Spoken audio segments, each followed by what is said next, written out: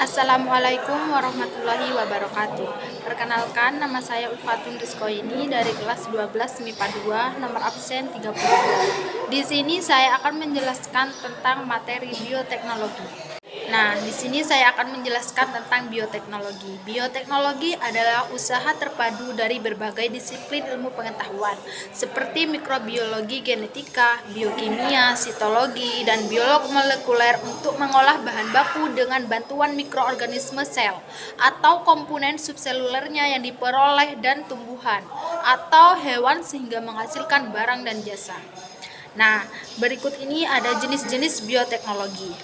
Bioteknologi sendiri dibedakan menjadi dua jenis. Yang pertama itu ada bioteknologi konvensional dan bioteknologi modern. Nah, berikut ini ada yang pertama ada bioteknologi konvensional. Bioteknologi konvensional adalah bioteknologi yang memanfaatkan organisme secara langsung untuk menghasilkan produk barang dan jasa yang bermanfaat bagi manusia melalui proses fermentasi. Berikut ada contoh bioteknologi konvensional. Dari contoh bioteknologi konvensional ada yang pertama ada pembuatan tempe, ada tape, ada roti, keju, yogurt, dan juga kecap. Sedangkan di bidang pertanian ada kultur jaringan dan ada hidroponik. Dan di bidang industri juga ada teknik bioremediasi, serta di bidang pengobatan ada antibiotik.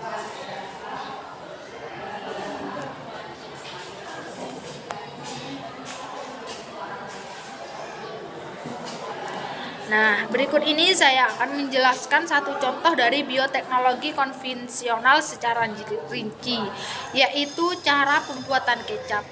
Yang pertama, siapkan bahan bakunya yaitu kedelai. Terus yang kedua, bahan baku kedelai dicuci dan direndam 1 malam.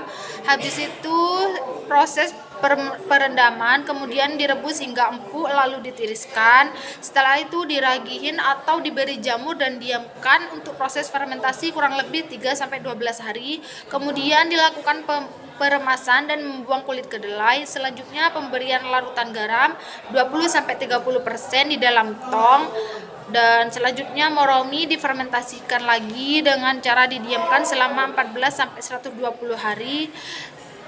Terus tambahkan gula merah dan bumbu pada kedelai mentah untuk membuat kecap manis dan diaduk sampai merata dan dimasak selama 4-5 jam. Selanjutnya dilakukan penyaringan, yaitu memisahkan kecap dari kotoran.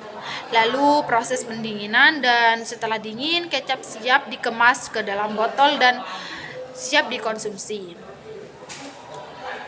Nah, yang berikut ini ada bioteknologi modern. Bioteknologi modern adalah penerapan bioteknologi yang lebih canggih dibanding metode yang lainnya. Contoh dari bioteknologi modern itu ada profil DNA, cloning DNA, analisis gen, transgenesis, terus ada teknik bayi tabung. Nah, berikut ini saya akan menjelaskan contoh secara rinci yaitu teknik bayi tabung. Pembuatannya yang dilakukan pada teknik bayi tabung ini berada di luar tubuh induk betina. Sel telur yang telah dibuahi akan membentuk embrio. Embrio kemudian ditanam atau diimplementasi pada rahim seorang wanita pendonor. Embrio tersebut selanjutnya tumbuh menjadi anak yang siap dilahirkan. Berikut ini saya akan menjelaskan dari dampak dari bioteknologi konvensional dan modern. Dampak positifnya yang pertama yaitu pengolahan produk makanan. Yang kedua, meningkatkan kualitas produksi sumber makanan. Yang ketiga, membantu menghasilkan produk penyubur tanaman bagi bidang pertanian. Nah, yang berikutnya ada dampak negatif. Yang pertama yaitu muncul virus seperti SARS atau SARS. Yang kedua, hewan ternak yang disuntik hormon pertumbuhan B6H ternyata mengandung zat kimia yang berbahaya untuk kesehatan manusia. Yang ketiga, organisme transgenetik yang menyebar di alam bebas dapat menyebabkan pencemaran terhadap biologi. Berikut ada manfaat atau peran. Yang pertama, di bidang bioteknologi konvensional, manfaatnya menambah lapangan pekerjaan, menambah kandungan produk pangan berupa makanan dan minuman, mempromosikan menghasilkan produk industri dalam negeri. Dan di bidang bioteknologi modern, manfaatnya yaitu dapat membantu dalam bidang lingkungan untuk mengurangi pencemaran lingkungan akibat pemakaian pestisida. Sekian presentasi dari saya, kurang lebihnya mohon maaf. Wassalamualaikum warahmatullahi wabarakatuh.